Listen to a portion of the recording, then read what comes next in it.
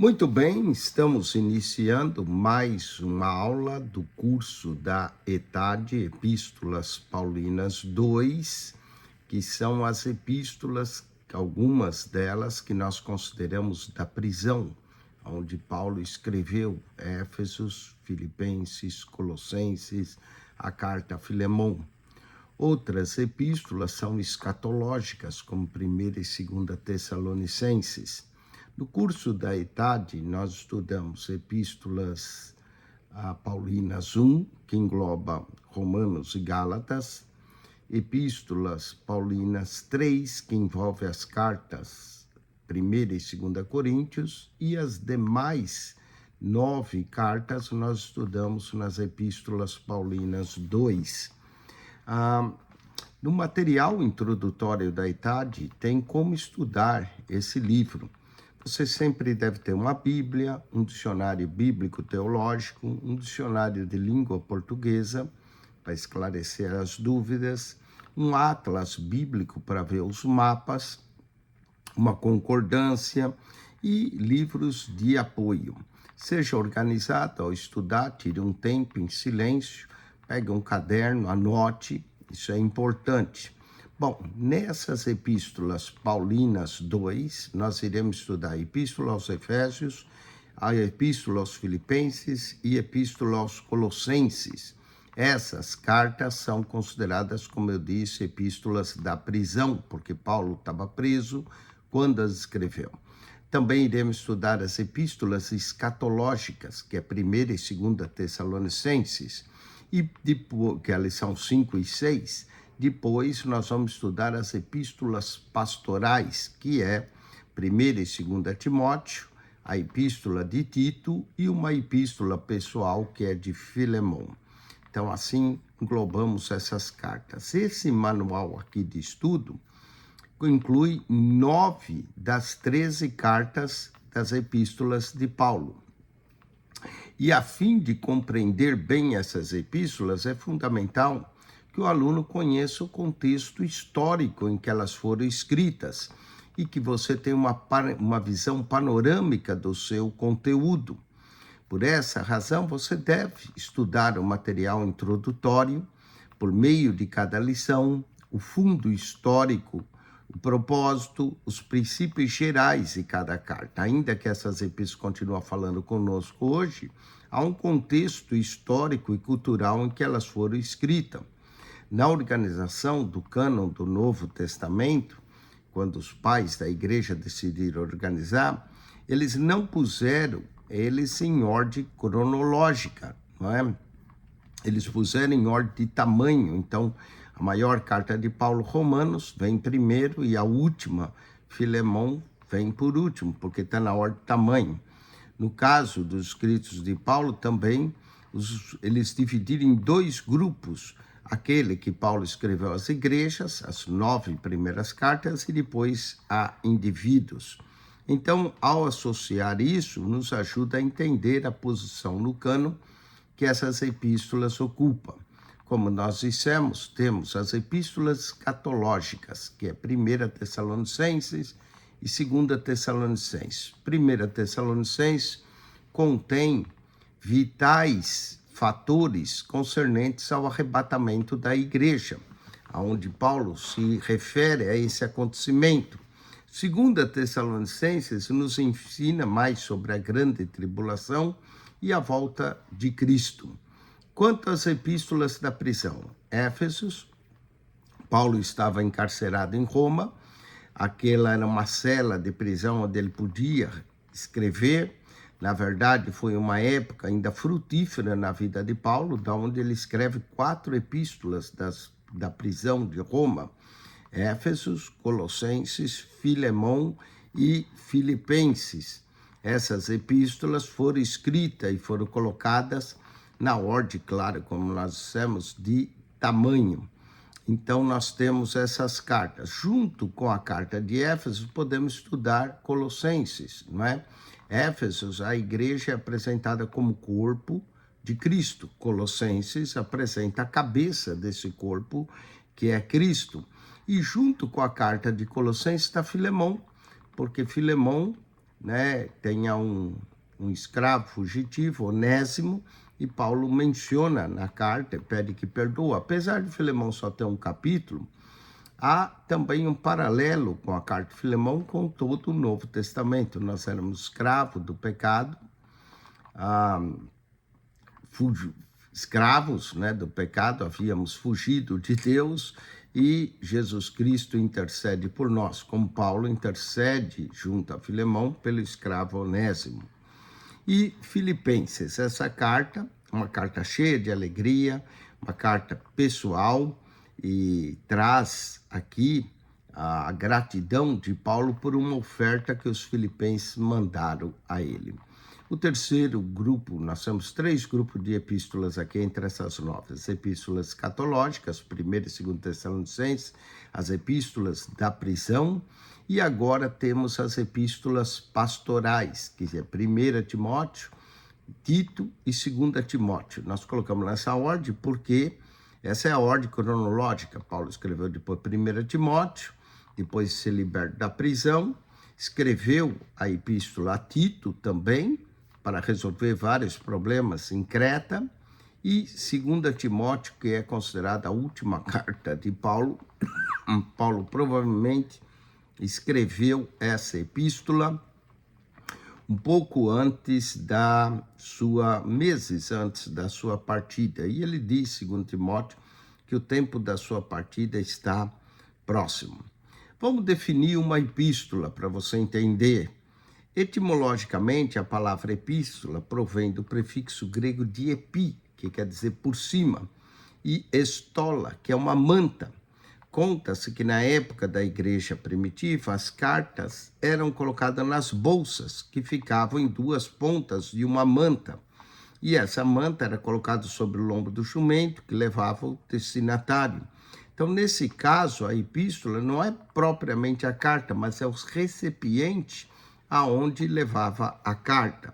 Semanticamente, convencionou chamar a epístola do grego de epistole, da carta, devido ao uso frequente. Mas lembra-se que, na verdade, era apenas um invólucro que protegia a carta em si.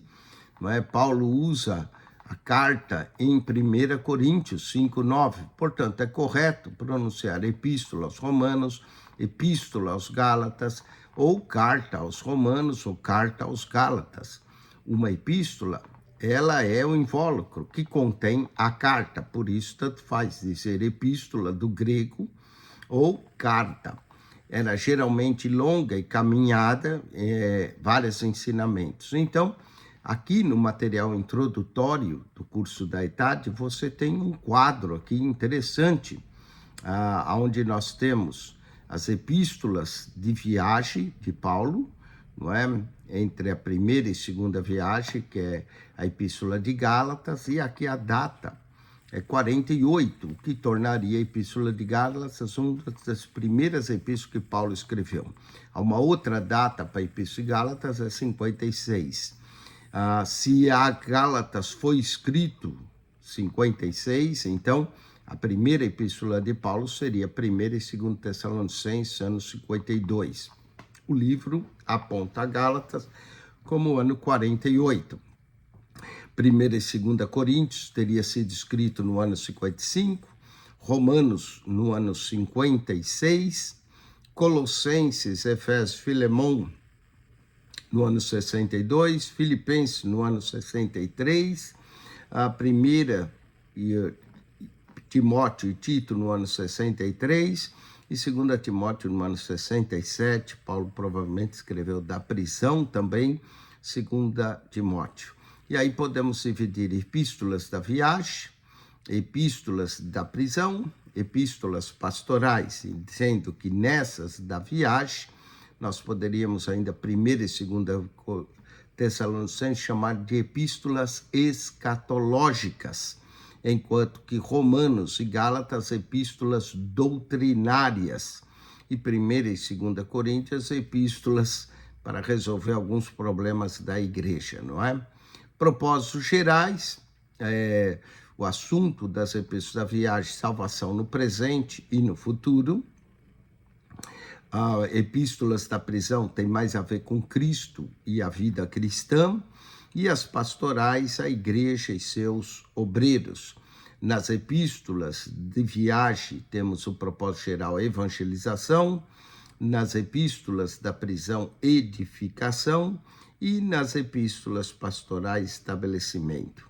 Temos aqui 9 epístolas que foram dirigidas às igrejas e 4 epístolas que foram dirigidas a indivíduos, formando um total do corpo das epístolas paulinas, 13 epístolas. Há também alguns que acreditam que Paulo tenha escrito Hebreus, mas Hebreus, no curso da ETAD, nós estudamos separadamente, porque, na verdade, não sabe ao certo quem escreveu a Epístola aos Hebreus. Muito bem, esse é o material introdutório. Você, aluno, deve ter visto lá o material introdutório. E, para falar em introdução, nós vamos começar nesse estudo da ETAD com a Epístola de Éfesos. Éfeso é considerada a coroa das epístolas de Paulo.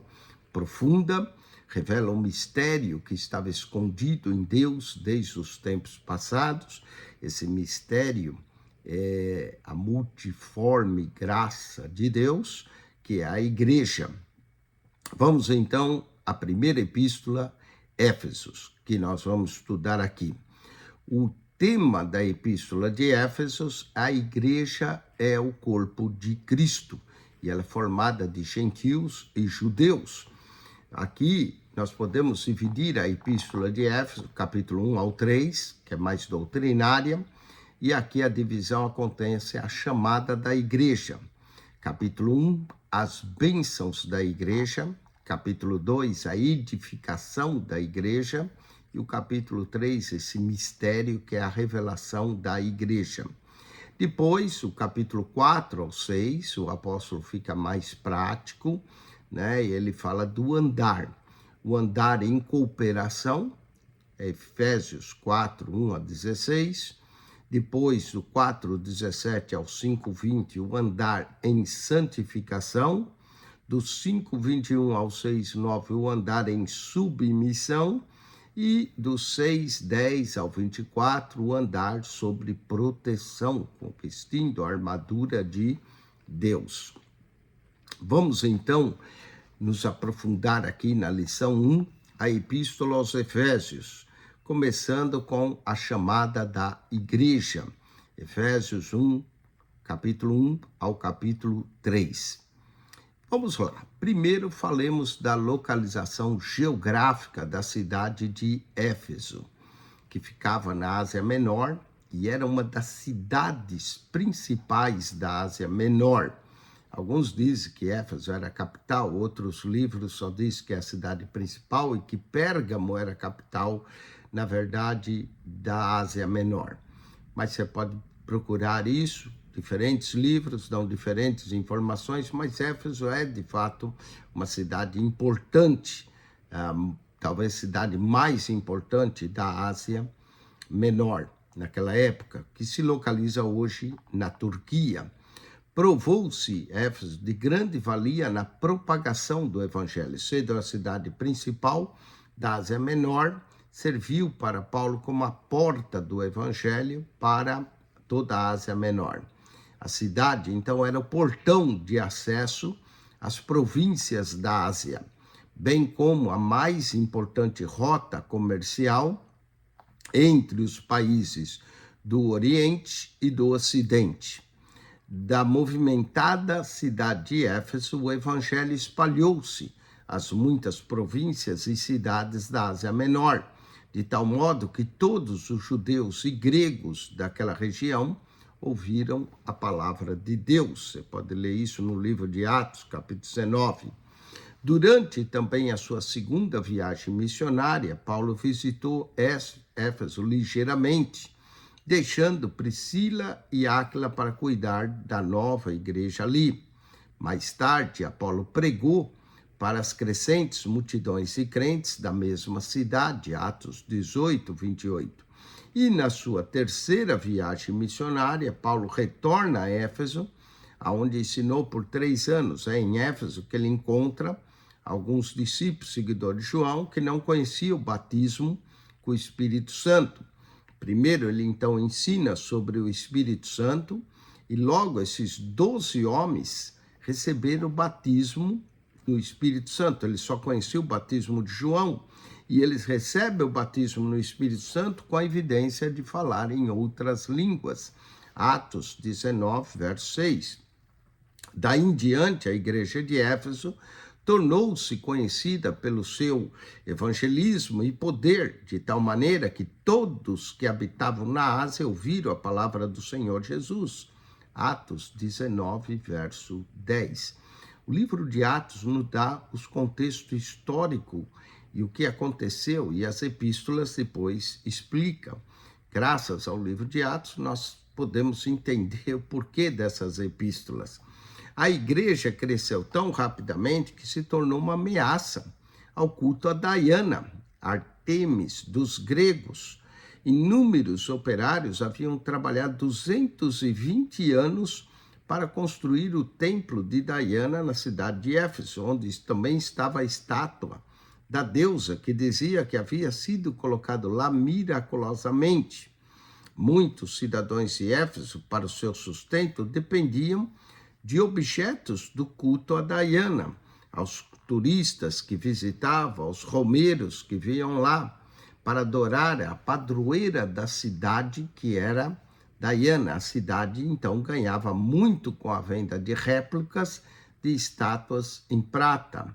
Sentindo que sua fonte de sustento estava ameaçado, os ourives fizeram um complô contra os crentes, quase destruíram a nova igreja. Paulo, então, teve que sair para a Macedônia, indo até a Grécia. E no regresso aportou em Mileto, onde encontrou os anciões da igreja de Éfeso e deu-lhes as recomendações finais, Atos capítulo 20.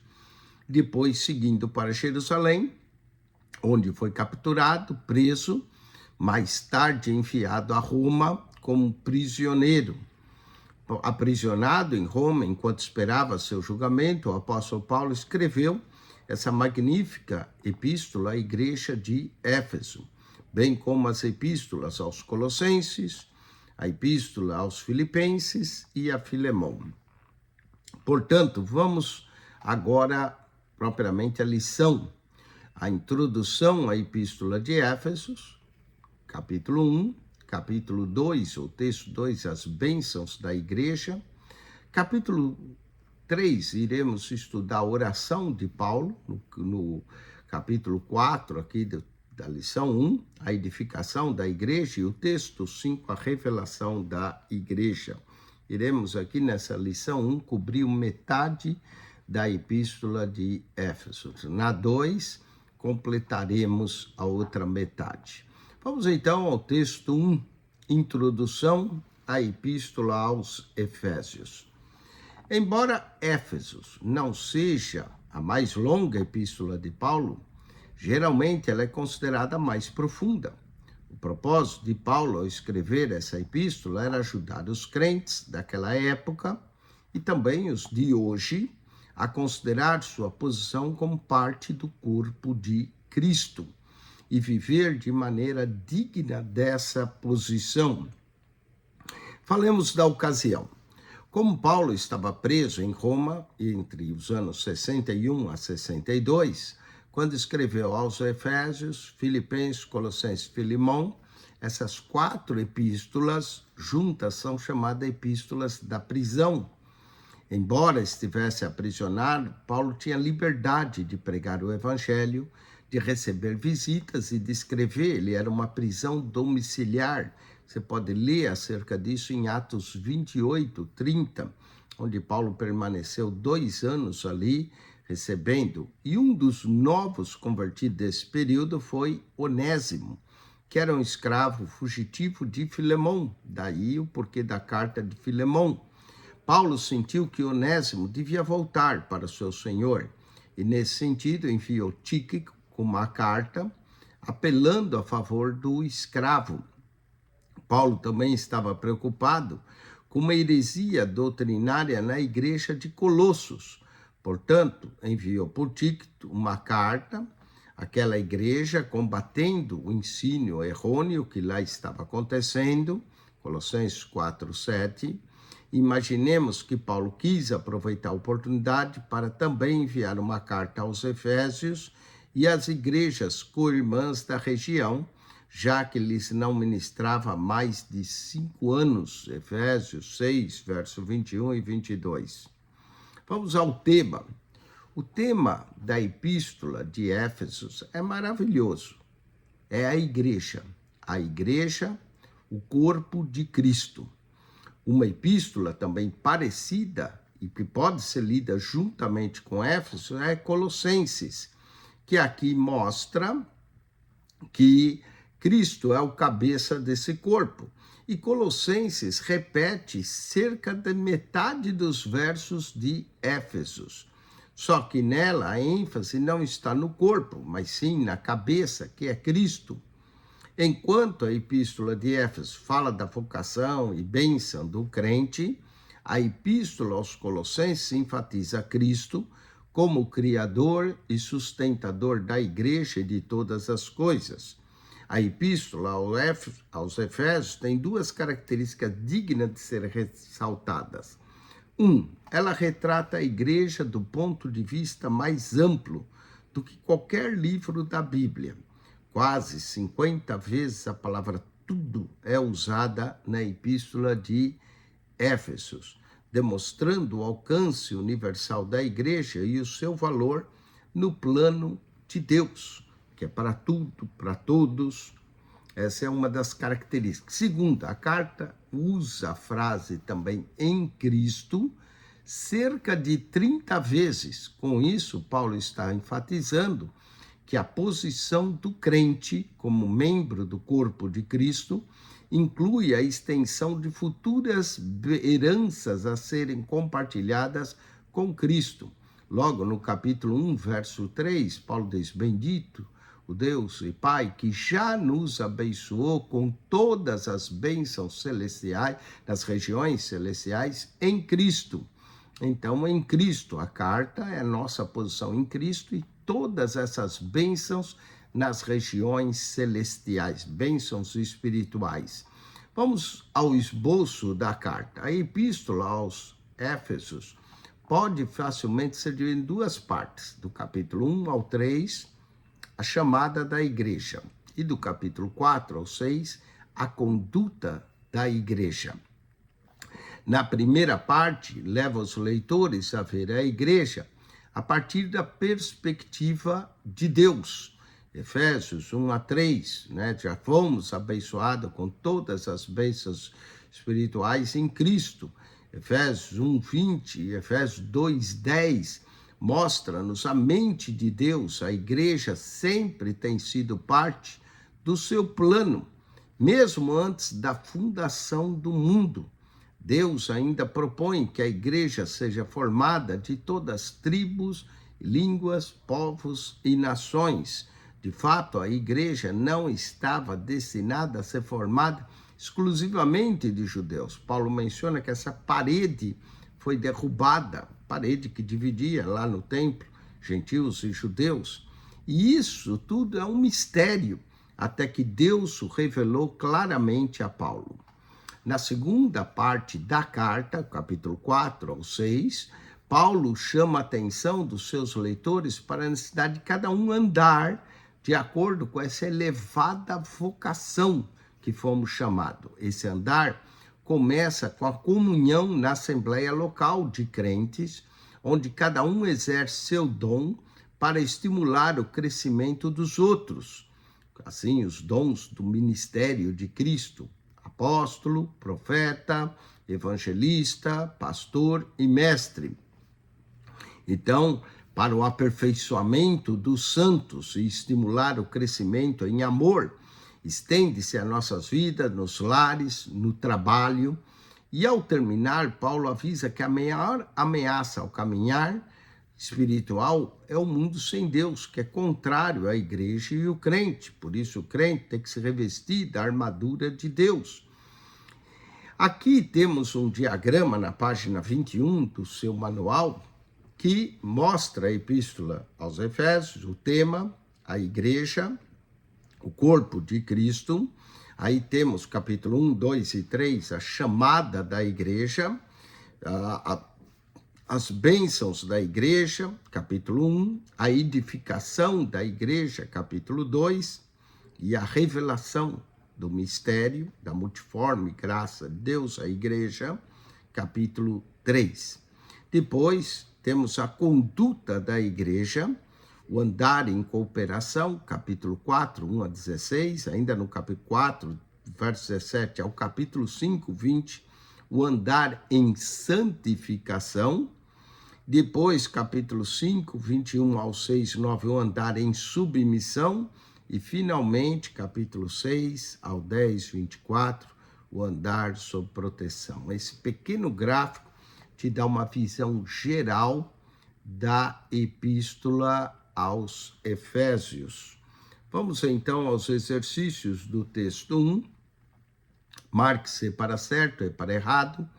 1:1. Paulo escreveu a epístola aos Efésios para ajudar os crentes a entenderem sua posição como parte do corpo de Cristo, certo?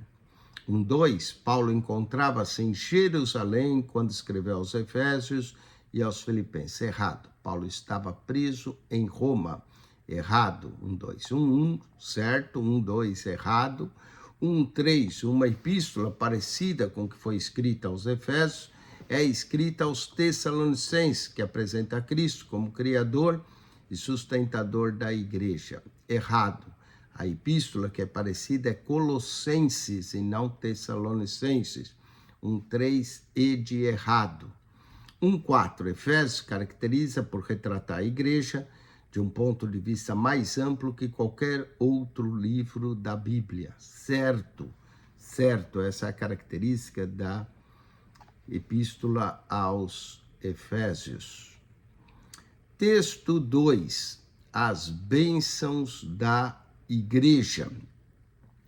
Logo após uma breve saudação, a epístola aos Efésios transforma-se num salmo de louvor. Efésios 1, verso 3 ao 14. Esse salmo, na sua forma grega original, é a bênção mais longa da Bíblia.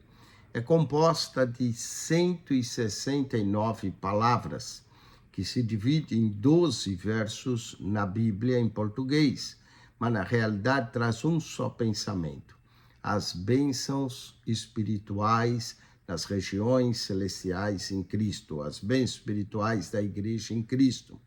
Esta lista de bênçãos pode ser dividida ainda em 3 partes.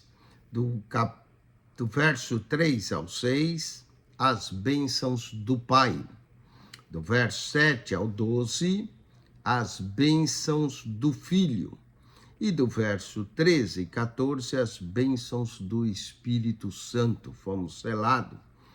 Cada uma dessas partes, por sua vez, contém ainda 3 temas: nossa redenção, nosso privilégio e nosso propósito, pelo qual as bênçãos são concedidas. Então, a redenção, a eleição, a predestinação, a santificação, os privilégios, o propósito com que essas bênçãos são concedidas. Vamos então a Efésios 3, capítulo 1, verso 3 a 6, as bênçãos do Pai, Deus Pai, e a obra do Pai na redenção. A obra do Pai na redenção deu origem através do seu plano eterno antes da fundação do mundo. Deus Pai planejou a redenção antes da fundação do mundo, ou seja, antes de Deus dizer haja luz, ele diz haja cruz, o plano da redenção. E nos escolheu também antes da fundação do mundo para sermos santos e irrepreensíveis perante ele em Cristo. Aqui está o detalhe, é em Cristo que é feita a eleição. Se não fosse Cristo, ninguém seria eleito. Com esse verso, enfatiza que Deus já tinha um plano de redenção e a igreja também já estava nos seus pensamentos bem antes de Adão pecar. Ele é o Deus que vê o fim antes do início, não é o que o livro de Isaías nos revela? Então, desde a eternidade passada, o desejo de Deus tem sido ter uma igreja santa, separada, diferente do mundo, composta por judeus e gentios. A palavra grega, traduzida aqui por irrepreensível, significa a condição de um animal aprovado para o sacrifício, sem mancha, sem mácula. O plano do Pai não é o simples perdão de pecados e a nossa entrada no céu. Essa é a maneira simplista como nós vemos. Mas o plano do Pai envolve a nossa adoção como filhos, isto é, nós sejamos conforme a imagem de seu Filho. Deus quer que os crentes, como seus filhos, tenham os direitos, privilégios que são pertinentes a príncipes, filhos do Rei do Universo. Como crentes, somos não somente libertos da escravidão do pecado, mas filho que temos que seguir a imagem de Cristo e regeremos e reinaremos com Cristo. Até os anjos nos servirão e nos servem. Hebreus 1,14. Paulo, então, tem o cuidado de ressaltar que tudo isso não é para a nossa glória pessoal, mas resulta em glórias a Deus e sermos exemplo de sua graça e bondade. Vamos agora à obra do Filho, Deus Filho, Efésios 1, 7 a 12. A segunda parte desse salmo de Paulo refere-se à participação do Filho em nossa redenção. Diz, Efésios 1, 7, o qual temos a redenção pelo seu sangue, a saber, a remissão dos pecados. Então, aqui temos a obra da redenção que foi realizada pelo Filho, pelo sangue espargido como de um cordeiro sem mancha e sem mácula, e que remove pecados. A pergunta que tem sido feita através dos séculos é: a quem foi pago o resgate do pecado? Se foi para Deus ou foi para o diabo? Essa é uma discussão, não é? O preço da redenção. Alguns têm sugerido que foi pago para o diabo, outro para o demônio, mas isso é um absurdo, porque o demônio não se ofende com o pecado. Deus sim. Então, a retidão requereria a sentença de morte pelo pecado, e Cristo pagou esse preço para Deus, satisfazendo assim a lei de Deus e permitindo que os homens se reconciliassem novamente com Deus. Gálatas capítulo 4, verso 4 a 5, revela que essa redenção nos dá o direito de sermos chamados filhos de Deus. E esse relacionamento pai-filho não é somente para nosso benefício. Somos feitos sua herança, o tesouro no qual ele mais se deleita. Nele, digo, do qual fomos também feitos herança, predestinados segundo o seu propósito, daquele que faz todas as coisas conforme o conselho da sua vontade. Efésios 1:11. Paulo conclui essa porção desse salmo afirmando claramente que o propósito pelo qual recebemos essa bênção é a fim de sermos para o louvor da sua glória. Tudo que Deus faz visa glorificar o seu nome. E, finalmente, Deus, o Espírito Santo. Efésios 1, verso 13 e 14. O Espírito Santo tem a participação na provisão da nossa salvação. É ele que aplica a salvação, ou ele que torna ela eficaz em nós. Ele entra na vida de todos que crê, tornando-se assim o selo de segurança, ou a segurança que cada crente tem um dono, a possessão de Deus. Gálatas 4, 5, Romanos 8, 15. Portanto, a presença do Espírito não é para ser confundida com o enchimento, com a plenitude do Espírito que Paulo fala em Efésios 5, 18. Não vos embriagueis com vinho, mas enchei-vos do Espírito. Aqui fala da presença como selo. A presença do Espírito na vida do crente também se chama, em Efésios 1,14, o penhor da nossa futura herança. E essa ilustração é muito clara. Quando alguém queria comprar um objeto, mas não levava imediatamente para casa, deixava um penhor como garantia de que voltaria para pagar e levar o que comprou. Do mesmo modo, temos a certeza de que Cristo voltará por nós e compartilhará conosco de toda a sua herança espiritual, pois, como garantia disso, nos deu o Espírito Santo, que foi dado como penhor daquilo que ele vai resgatar mais tarde. Esse salmo de louvor inspirador termina com uma declaração do propósito pelo qual recebemos essa bênção. Em louvor da sua glória, para o louvor da sua glória, em louvor da sua glória. E aqui há mais um quadro, não é? O objetivo, nossa redenção, nosso privilégio e nosso propósito. Com relação à nossa redenção, Deus Pai nos elegeu antes da fundação do mundo. No Deus Filho, nós temos a redenção, a remissão dos nossos pecados.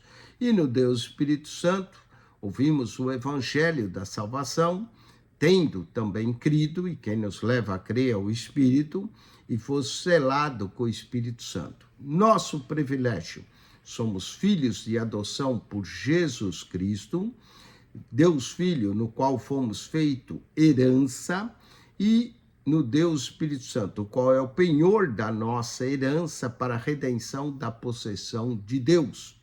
Propósito, para o louvor da sua glória e da sua graça, com o fim de sermos para o louvor da sua glória e em louvor da sua glória. Vamos aos exercícios, que relacione a coluna A de acordo com a B. Coluna A, encerra um salmo de louvor. Letra C, Efésios, capítulo 1, verso 3 ao 14. 1:6, desde a eternidade passada, Deus tem desejado ter, letra E, uma igreja santa e irrepreensível. 1:7, Deus quer que os crentes, como seus filhos, tenham os direitos e privilégios pertinentes a príncipes. Letra A, filhos do Rei do Universo. 1:8, Filho concedeu-nos a redenção pelo seu sangue. Letra D, a remissão dos pecados. 1:9, o salmo de louvor contido em Efésios 1:3 a 14 diz que as bênçãos que recebemos letra B, em louvor da sua glória. Amém? Então, temos aí tudo respondido, letra C, letra E, letra A, letra D e letra B. Muito bem.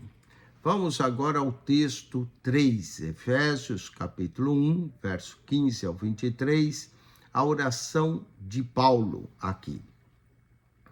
No texto anterior, no 2, estudamos acerca das bênçãos espirituais, que pertence a todo crente em Cristo.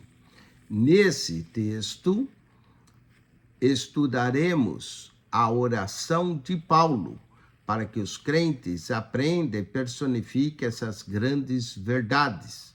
Paulo ora especificamente para que os olhos do vosso coração, verso 18, dos crentes, sejam abertos para compreender esses privilégios em Cristo. Ele não está interessado em que os crentes tenham mais conhecimento intelectual sobre Cristo, mas que essas importantes verdades que lhes penetrem no coração, afetando de forma suas vidas diárias. Eis aqui 3 aspectos da oração. Para saber qual é a esperança do seu chamamento. Depois, qual é a riqueza da glória da sua herança nos santos. E a suprema grandeza do seu poder para os que creem. Efésios, capítulo 1, verso 18 a 19. Vamos à sua chamada. Primeiro, Paulo ora para que os crentes saibam qual a esperança do seu chamamento. Essa vocação, mencionada também em Efésios 4, 1 ao 4, refere-se ao plano de Deus para a vida dos crentes. Envolve mais do que uma chamada para ser salvo do pecado, porque está associado com a esperança. De fato, o plano de Deus para a vida dos crentes é levá-los a receber uma herança eterna, a partir do momento do seu nascimento espiritual em Cristo, Efésios 1,14, e prosseguindo com a vocação para o serviço cristão. Podemos ficar confiantes de que Deus tem um plano definido para cada dia de nossas vidas, plano que será cumprido fielmente até o dia da volta de Cristo, Filipenses 1,6. Além disso, seremos parte do seu plano eterno através dos séculos, Apocalipse 3:21. Falemos da herança, sua herança. As palavras sua herança nos santos incorporam uma verdade única. Note que é sua herança nos santos, ou seja, é a herança pessoal de Deus. Já nos referimos à herança de que o crente recebe Deus, mas aqui o crente é tido como uma herança que Deus recebe. Nós somos a herança de Deus, ou seja, não é só nós que vamos receber uma herança, mas nós somos essa herança. No Antigo Testamento, os filhos de um homem eram considerados parte de sua herança ou riqueza, Salmo 127, verso 3. Essa mesma ideia é apresentada aqui, como filhos adotivos de Deus, tornando-nos parte da sua herança. E há outros versos no Antigo Testamento que confirmam esse conceito, que os crentes são considerados herança de Deus. Deuteronômio 4:20, Deuteronômio 32:9. Em Jeremias 10:16, o crente é citado como tendo recebido uma herança de Deus, mas ao mesmo tempo como sendo também a herança de Deus. Leia esse verso cuidadosamente, levando em conta o significado para a sua vida. Não é semelhante a esses aquele que a porção de Jacó e Israel é a tribo da sua herança. Quando consideramos a ideia de sermos herança de Deus, devemos nos lembrar de que somos preciosos para o nosso Pai Celestial. Somos parte da sua riqueza. Somos, de fato, mais querido para Ele do que qualquer outras maravilhas de sua criação. Uma verdade tão maravilhosa. Deveríamos estimular a evitar o pecado a qualquer custo, não é?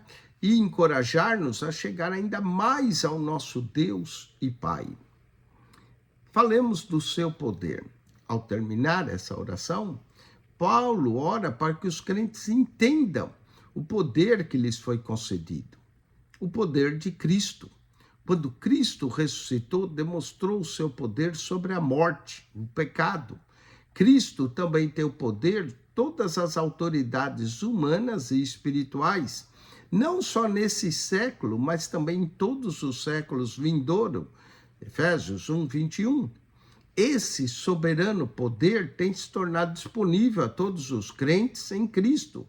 Deus, o monarca absoluto do universo, que controla todas as coisas, visando o mais alto interesse de sua igreja, Efésios 1:21. O verso 23 contém uma frase de difícil compreensão, mas de profundo significado. Essa frase, na realidade, está afirmando que a igreja é o complemento de Cristo aqui na terra.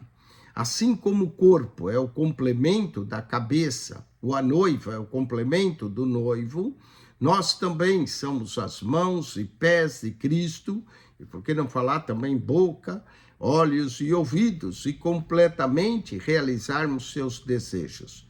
Mas isso não é para contradizer o fato de que Cristo é completamente autossuficiente, todo-poderoso, controlando todas as coisas com seu poder e soberania. Esse verso enfatiza o fato de que nós, como crentes, temos o privilégio de cooperar, de executar o plano de Deus no mundo.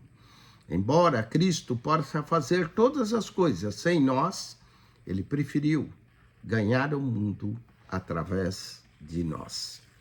Isso é profundo. Vamos então aos exercícios. Em Efésios 1, verso 18 e 19, Paulo ora para que os crentes venham saber qual, aqui, a esperança do seu chamamento, a riqueza da glória, a suprema grandeza do seu poder, todas estão corretas.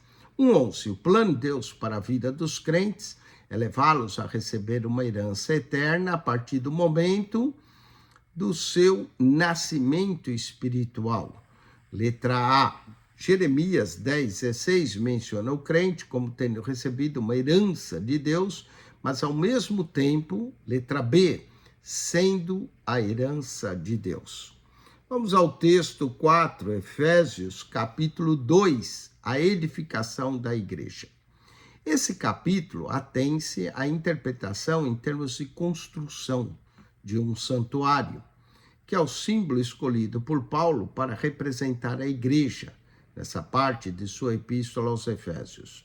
Olha só, no qual todo edifício bem ajustado cresce para santuário dedicado ao Senhor, no qual também vós juntamente estáis sendo edificado para a habitação de Deus no Espírito. Todo edifício precisa de uma pedra angular. Cristo é a pedra angular desse edifício e os crentes são edificados. Falemos da seleção dos materiais tirados do mundo. Efésios 2, 1-10. Veja o material utilizado por Deus na construção de sua igreja. Do capítulo 2, o verso 1 ao 5, ele nos faz que nós estávamos mortos em delitos e pecados, fazendo parte de um mundo hostil, contrário a Deus. Mas por causa do seu grande amor e riqueza de sua misericórdia, Deus nos deu vida e nos fez assentar agora nos lugares celestiais, e isso como exemplo da sua graça.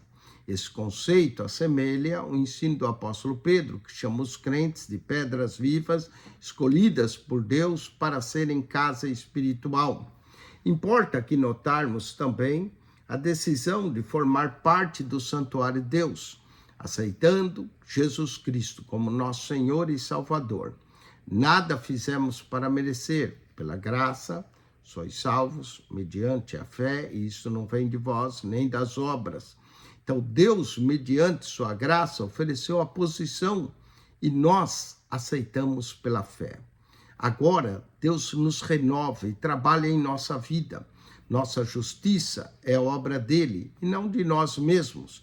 A decisão inicial de nos integrarmos nessa casa espiritual foi voluntária, mas a construção dessa maravilhosa casa e obra pertence a cada crente, que somos feitura dele, porque pela graça sois salvos, mediante a fé. Isto não vem de vós, é dom de Deus, pois somos feitura dele, criados em Cristo Jesus para as boas obras. Vamos agora às partes separadas. A epístola aos Efésios foi escrita a crentes gentios em sua antiga condição de pagãos, qual estavam alienados de Deus e do povo de Israel. Infelizmente, os judeus nunca se interessaram em evangelizar o mundo. Ao contrário, havia entre eles e os gentios certa hostilidade, além do fato de o povo de Israel guardar zelosamente as Sagradas Escrituras, considerando uma revelação particular que era dada somente a eles e não aos gentios. Deus, porém, planejara diferente. Ele tinha em mente uma igreja universal, composta de membros de todas as tribos, povos, nações e línguas. E aqui, esse trecho de Éfeso explica como Deus reuniu judeus e gentios em um só corpo. Temos aqui uma ilustração de como funcionava o templo. Tinha a parte A, que era chamado o átrio dos gentios, o pátio dos gentios. O B, havia uma parede de separação, inclusive com uma placa: gentios, não passe daqui, com risco de serem apedrejados. Depois nós tínhamos o templo, onde tinha o pátio dos homens, e das mulheres, separada por escadas. Aqui não mostra exatamente, mas era a parte do templo. E aí tinha o átrio dos judeus, e depois tinha o local onde só os sacerdotes podiam entrar, e finalmente o Santo dos Santos. Esse, onde Cristo, né, foi depois julgado no próprio templo, esse trecho de Éfeso explica como Deus reuniu judeus e gentios em um só corpo. Deus ilustra a verdade com essa parede de separação que havia, que a maioria dos eruditos crê ser uma parede, uma cortina no templo que separava, né, pedras por pedras, mesmo o átrio dos gentios, o átrio dos judeus. Deus traz aqueles que estavam longe, os gentios, e integra num só corpo espiritual com os judeus. Ele fez isso por meio da morte sacrificial do seu Filho unigênito, Jesus Cristo, pelo qual foi derrubada não só essa parede, mas até o véu do templo foi rasgado, antes existente entre os dois povos. Mas aqui Paulo menciona essa parede. E o lançamento e o fundamento desse novo templo tem uma pedra angular. Essa pedra angular é Cristo. Efésios 2, 19, 22. Paulo contempla os alicerces da igreja, que é fundamentado nos ensinos dos apóstolos e dos profetas. Ver também Efésios 4:11. Note que o tamanho de qualquer edifício é determinado pelo tamanho dos seus alicerces. A igreja, portanto, não pode ir acrescentando nem retirando doutrinas do seu fundamento bíblico, pois esse fundamento já foi lançado desde o início. A pedra é Cristo e o fundamento está alicerçado nos profetas e nos apóstolos, aqueles que lançaram sua tarefa. Já não existe mais apóstolos e profetas no sentido de proporcionarem novas doutrinas, escrituras canônicas. Qualquer profecia ou revelação apresentada à igreja hoje deve sim ser julgada à luz da palavra de Deus, porque ninguém pode lançar outro fundamento além do que está posto. E esse fundamento, a palavra de Deus, a Bíblia, se alguém se considerar profeta e oferecer uma mensagem que contradiga ou modifique o texto sagrado, acrescentando doutrinas não contidas na Bíblia, a sua mensagem deve ser rejeitada pela igreja. Paulo emprega aqui uma segunda ilustração.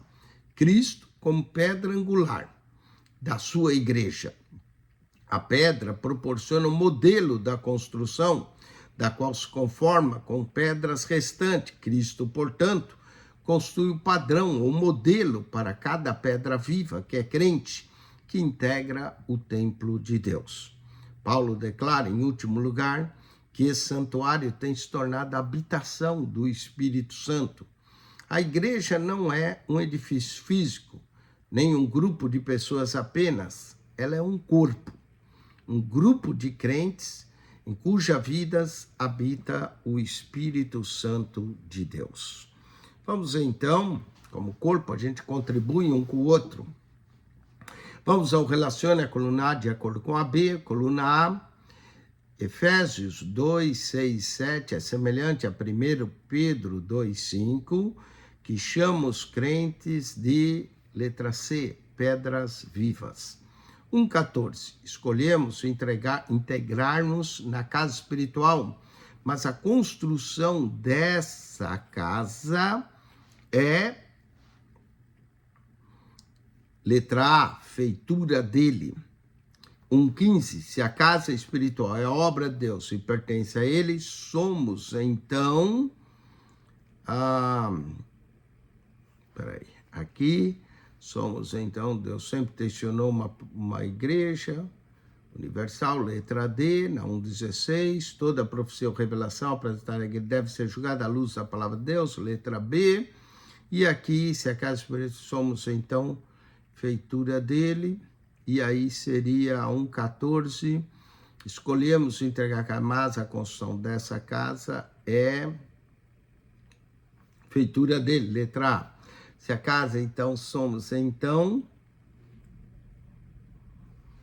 letra D na 1,15, a Igreja Universal. Muito bem. Então, vamos lá. De novo, 1,13, Efésios 2, 6, 7 é semelhante à primeira que chama os crentes de pedra viva. Letra C, na 1:13. 1:14, escolhemos entregar na casa mais a construção dessa casa, a feitura dele. Letra A. 1:15, se a casa espiritual é obra pertencente a ele, somos então, letra D, Igreja Universal. Não, peraí. Somos então obra de Deus, letra E. 1:15 é letra E. Somos então obra de Deus, letra E. Deus sempre tensionou ter uma letra D, agora uma igreja universal. Toda profecia e apresentar a igreja deve ser julgada à luz da palavra Deus, letra B. Então, temos aí todas as letras. Vamos ao texto 5, a revelação da igreja, Efésios, capítulo 3. A introdução ao capítulo 3, Efésios, do tempo de Moisés ao tempo de Cristo, Deus desenvolveu seu plano de salvação em torno de um povo, o povo judeu. Os judeus receberam as escrituras, foram escolhidos por Deus. Além disso, os gentios que buscavam a salvação tinham que se identificar plenamente com esse povo. Agora, na dispensação da graça, o apóstolo Paulo revela que Deus está centralizado todas as suas atividades na igreja, que é formada por todo povo, tribo, língua e nação. Vamos então entender isso. Efésios 3, 1 ao 9, a apresentação da igreja. Os profetas do Antigo Testamento falaram da futura vinda do Messias, Cristo, como servo e como rei. Nada disseram, porém, acerca do período da igreja, entre os dois adventos do Messias. Paulo menciona a igreja como um mistério que estava oculto, escondido em Deus, guardado na mente de Deus através dos séculos e que agora foi revelado em momento oportuno. O núcleo desse mistério é que os gentios são co-herdeiros com os judeus da herança e da promessa do Messias, Jesus Cristo. Compete agora a Paulo desvendar esse mistério oculto há tantos séculos, embora se considerasse insignificante como ministro de Deus, e sua mensagem revelaria milhões de gentios através de gerações futuras as insondáveis riquezas de Cristo. Efésios 3, 8 e 9. Vamos ao propósito da igreja. Por que Deus planejou a igreja muito antes da criação do próprio universo? Por que a igreja é tão importante para ele?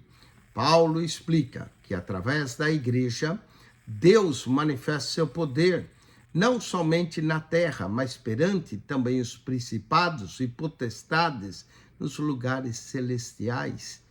Efésios 3:10. Nossa vitória sobre o pecado é realmente a vitória de Deus sobre todos os poderes espirituais contrários a ele. O fato de nós, antigos inimigos de Deus, podemos nos aproximar dele com toda a intimidade e confiança, mostra a todas as potestades espirituais a profunda sabedoria e graça do eterno Deus. Efésios 3:12. O poder da igreja, Efésios 3:14 ao 21. Ao pensar na chamada da igreja para refletir a graça e a sabedoria de Deus, Paulo ajoelha-se diante do Pai, intercede mais uma vez por essa igreja universal. Ele ora para que ela seja arraigada, alicerçada em amor, a fim de poder compreender a largura e o comprimento, a altura e a profundidade do amor de Cristo. Efésios 3, 17 e 18. Essa oração intercessória é semelhante a outra anteriormente feita na mesma epístola, no capítulo 1, visando o grandioso plano de Deus para a sua igreja. Efésios 1, 15 a 21. Em ambas as orações, Paulo pede que Deus aumente a compreensão dos crentes quanto à sua redenção e ao poder espiritual operante neles. Efésios 3:20. O propósito da igreja é declarado mais uma vez em Efésios 3:21. e que é Deus seja glorificado por meio dela. Tal propósito não se limita aos crentes do século I, mas estende-se para todos sempre, a todos os crentes, todas as gerações, todos os séculos. Efésios 3:21, abrangendo, portanto, a nossa geração hoje. Vamos aos exercícios. Marque-se para certo e para errado. Do tempo de Moisés ao tempo de Cristo, Deus desenvolveu o plano de salvação em torno do povo gentil. Errado. Foi em torno do povo judeu. 1:18, errado. 1:19, os profetas do Antigo Testamento falaram da futura vinda do Messias como servo e como rei, certo. 1:20, através da igreja, Deus manifestou seu poder na terra e perante os principados e potestades nos lugares celestiais, certo. 1:21, ao pensar na chamada da igreja para refletir a graça e a sabedoria de Deus, Paulo intercede ao Pai em favor da igreja universal, certo novamente. Vamos à revisão dessa lição. Assinale com X a alternativa correta. O tema da epístola de Paulo aos Efésios é, letra B, a igreja, o corpo de Cristo. A igreja, o corpo de Cristo. 1:23, Gálatas 4:5 revela que a redenção alcançada em Cristo nos dá o direito de, letra C, sermos chamados filhos de Deus. 1:24, as palavras sua herança nos santos está mencionado a herança, letra A, pessoal de Deus. Pessoal de Deus. 1:25, a epístola aos Efésios foi escrita especificamente aos gentios, letra B. 1:26, o propósito da igreja, mais uma vez declarado em Efésios 3:21, é de que, letra B, Deus seja glorificado por meio dela. Deus seja glorificado por meio dela. Amém? Letra B. Muito bem, meus amados, com isso concluímos a primeira lição das Epístolas Paulinas 1. Deus te abençoe. O aluno agora deve tirar 10, 15 minutos de intervalo para descansar um pouco sua mente, refletir em tudo que foi falado e volte para a lição 2. Ou assista a lição 2 depois. Essa é a vantagem de ter o curso gravado no canal do YouTube. Você pode parar, você pode refletir, pode voltar o vídeo, escutar novamente, mas aqui 10, 15 minutos nós voltamos e apresentamos a lição 2 e a revisão do teste 1, para que você, aluno, possa fazer o teste com sucesso. Se você não é aluno, teve assistindo aula para ganhar conhecimento, amém? A aula está aberta, grátis. Se deseja ser aluno, entre em contato conosco, faremos a tua matrícula, daremos acesso a esse material da plataforma da ETAD, daremos acesso à prova digital e tudo isso pelo WhatsApp. Você recebe os vídeos, você recebe também agora é o código, né, para fazer a sua prova, obter a sua avaliação, tudo eletronicamente no conforto da sua casa. PR Eugênio Piacentini, o canal da Bíblia. Subscreva o nosso canal, divulgue ele. Muita gente tem sido abençoada pelas aulas do curso da ETAD, através desse canal, até alunos de outros núcleos têm se beneficiado ao assistir o nosso canal. Portanto, divulgue, fale para muita gente, para aprender mais a palavra de Deus. O propósito do canal é lhe ensinar a palavra de Deus. Mas se você gosta de mexerico, fuxico, é outro canal. Mas esse aqui é para aprender a palavra de Deus. PR Eugênio Piacentini, o canal da Bíblia.